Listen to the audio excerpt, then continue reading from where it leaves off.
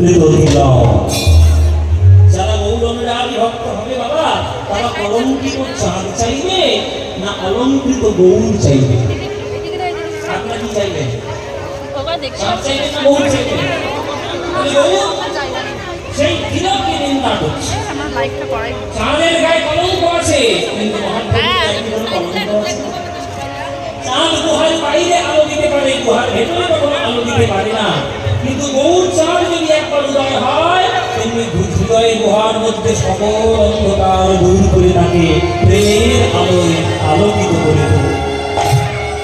তাই চাঁদের সঙ্গে গৌরের তুলনা চলবে না। তাই তিলক দিয়ে নিন্দা করছে আকাশের চাঁদ। খবরদার মাটিতে আসবি না, আকাশে আছিস, আকাশেই থাকবি। এই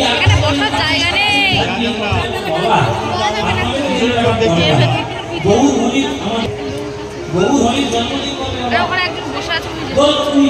মানে গৌর আমি যাবো কি করে এনার জন্য?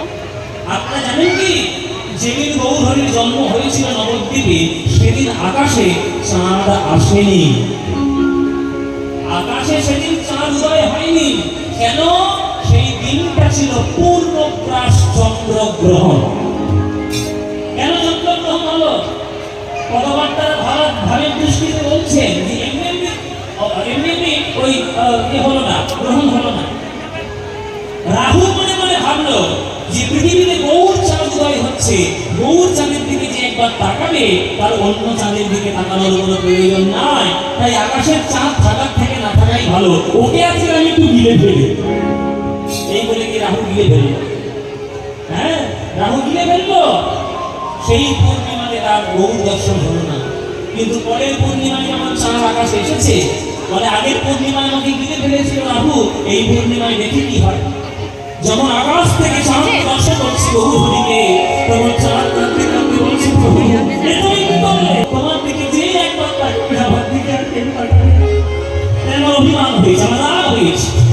আকাশ থেকে চাঁদ ঝাঁপ দিয়ে মাটিতে পড়লো, বলে মহাপ্রভু করে মহাপ্রভুর চরণের সেবায় দেবে। তাই চাঁদের সঙ্গে গৌরের তুলনা চলবে না।